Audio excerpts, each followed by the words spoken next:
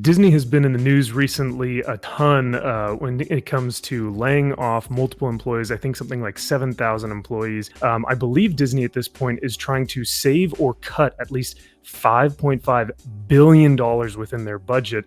And to do that, they're getting rid of a lot of these employees, Ike Perlmutter being one of them.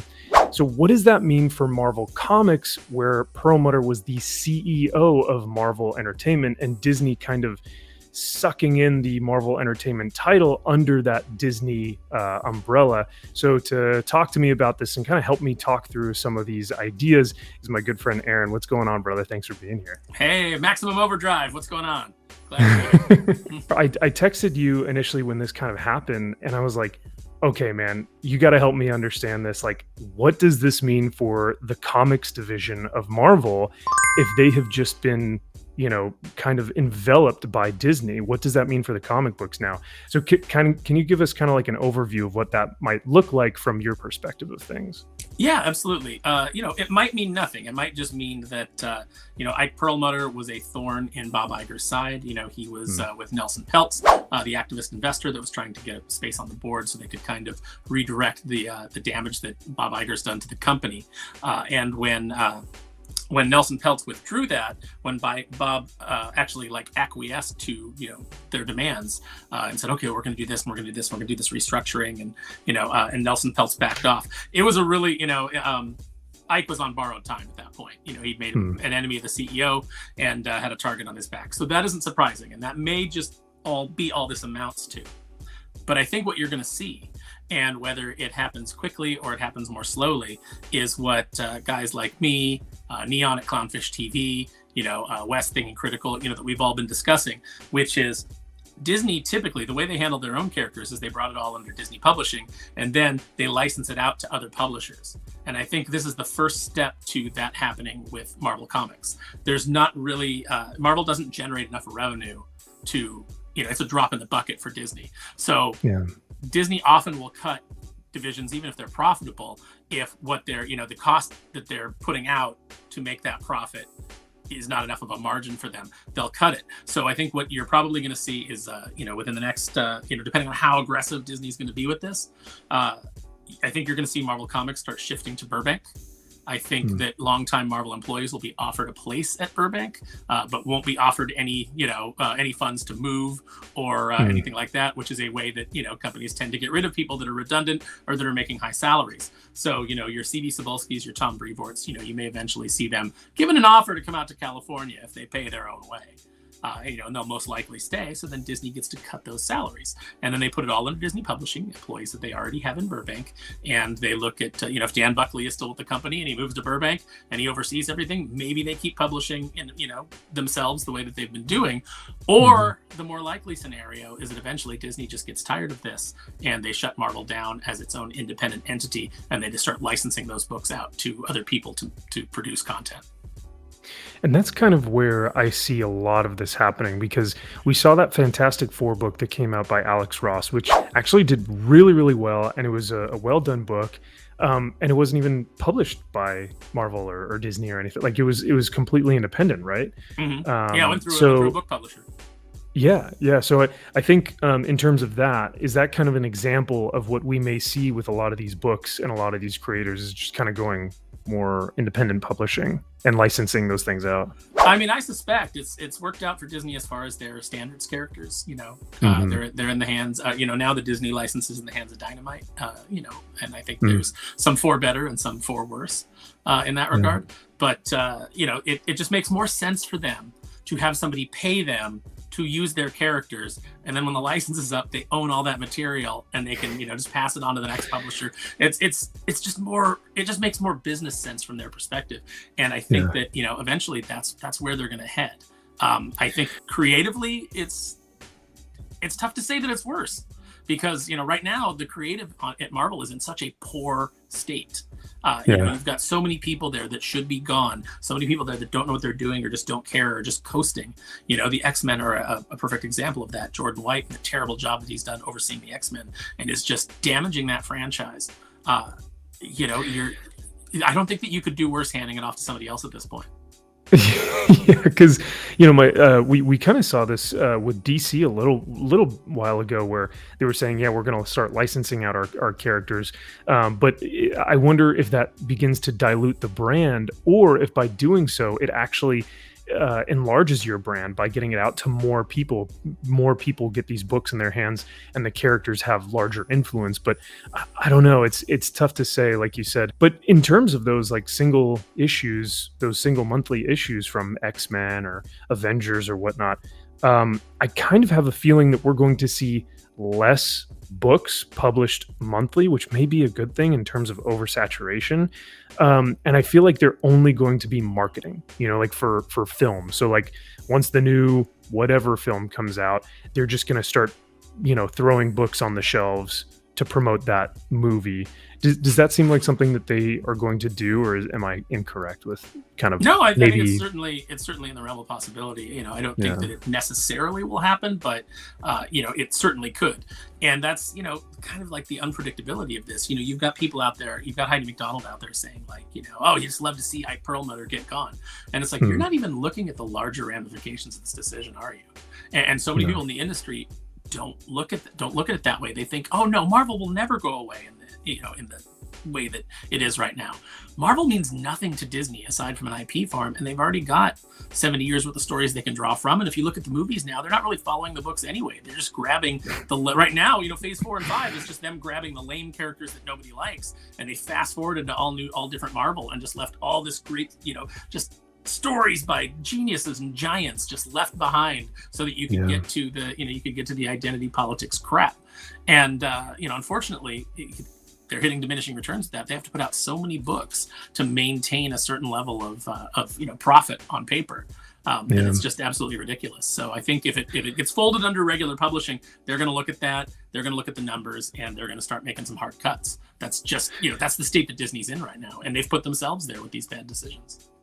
Absolutely. Yeah. They don't really have any more excuses or really any more time to like keep making mistakes or kind of just, spending money willy nilly or just throwing comic books. 80 comics a month are being published by Marvel alone. And that's not even, I don't even think that's including variant covers. You know what I mean? So like they are just throwing stuff out there and stuff that's not even really that great. In my opinion, I mean, I haven't been reading Marvel continuously since like maybe the last King in Black tie-in or event, with Donny Cates and Ryan Stegman and stuff. So it's going to be very interesting to see where they go from here. And how it's going to affect that comics division, those monthly floppies, and even those graphic novels that are going to come out, whether they're going to start putting things into print or whether they're going to start licensing this stuff out. So overall, with Marvel Entertainment being rolled into Disney proper, give us kind of the pros and cons that you see within the coming months or years of this comics division for Marvel. Well, I think the pros would be it's an opportunity for them to kind of clean house editorially from top to bottom. That's a huge pro, but it could also be a con depending upon who they bring in to replace those people. If you bring in, you bring in people who aren't old school comics guys, and you bring in more activists, then you're just going to continue to damage the brand until it's completely not viable. But as far as cons go, there's a lot of cons. The crippling of the market as we know it. That could definitely fall apart. The damage it could do to comic book stores and, all those small businesses that have supported them for so long. That's a huge con. And I think the biggest con is the fact that I no longer have faith that anybody at Disney proper can right the ship or even knows what the problems are. So, it's a huge, it's a big risk right now for the comic book industry. And I don't think anybody should feel very secure. And I don't think anybody should be dancing and saying you love to see it, because, this could be the first step to, running the entire thing into the ground or just being done with it. They could just say, we don't want to even publish comic books anymore. And that's the scary part. And that's such a great point to kind of finalize and wrap this thing all up is like, does Disney even really care about this comics division? Are they going to put as much effort into the comics as they are all their other entities, like their movies or whatnot? And so, it's a very scary time for, Marvel in terms of comics. I've always kind of looked at Marvel as the leading publisher, because it feels like DC was always kind of doing what Marvel was doing, maybe like a few months behind or a few years behind. So I always gauged like the comic book industry and the market based off of how well Marvel is doing. And so if we lose that, one of the big two, that's going to be pretty devastating for retailers, for customers. It's not going to be good all around. So I really do hope that Disney puts stock into the comics division and actually makes this something that's important for them. But once again, like you said, they will have to hire people who legitimately care about this stuff, and we'll see if that ends up happening. Yeah, the problem with publishing is a lot of times it's like, okay, so you're handling, we need to fill this position for someone to come in and, handle the comics division. So who do we hire? We hire somebody who worked for a magazine, who has the, the right resume, but has no idea about comics and doesn't know, it's like, oh yeah, I did a furniture magazine, as editor in chief. And they're like, cool, you're going to come in, you're going to run our comics division. And they don't know anything about the characters. They don't, they don't particularly care. It's just a job. The only thing that you have is you have the fear of losing your job.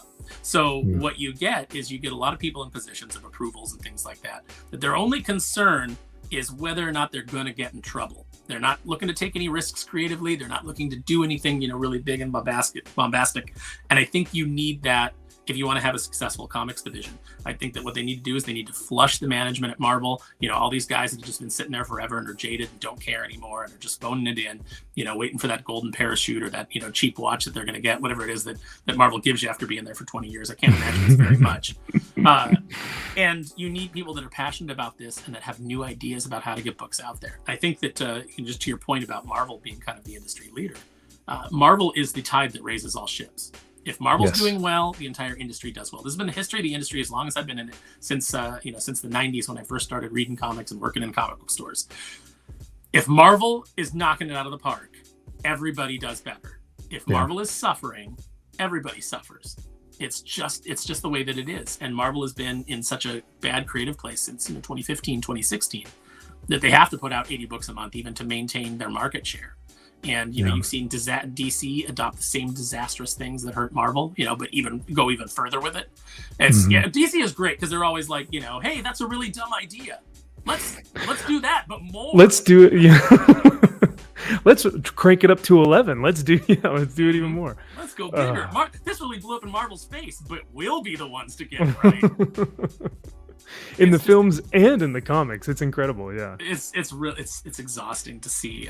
This is really the truth of the matter, and this is kind of the basis of the comic book that I'm doing, Kneel Before Doomface, which has superhero. It's basically kind of like a takeoff of if breaking into the superhero business was like breaking into the comic industry, and so therefore, your favorite superheroes, just like everybody terrible at their jobs. Well, hopefully we're not too terrible at our jobs here, kind of helping you guys with some of this information and giving you an opportunity to think about this for yourselves and have some other thought processes and ideas when it comes to what is going to be the future of Marvel Comics. And I think it's important for us to kind of speculate, to kind of have these conversations and to discuss this because as of right now, this is still really early on in the development. We really don't know what's going to happen. But there have been people that have been calling this for months now, that knew that this was going to happen, even when way back when Disney first bought Marvel. So we shall see in the future. But thank you again, Aaron, for being here with me and talking about this, because you are much more intellectual when it comes to these topics, and I love having you on to talk about this stuff. So I appreciate it. I'm just older and crankier. Which makes you wiser, though, I think. So. But yeah, thank you guys so much for watching this. If you guys have any opinions or any thoughts of what is going to happen to Marvel, or if you have any, word on any insider information, please let us know in the comments section below. I love to hear what you guys think about this and what could potentially happen to Marvel. But yeah, other than that, thank you guys again for watching, and we will see you guys in the next video.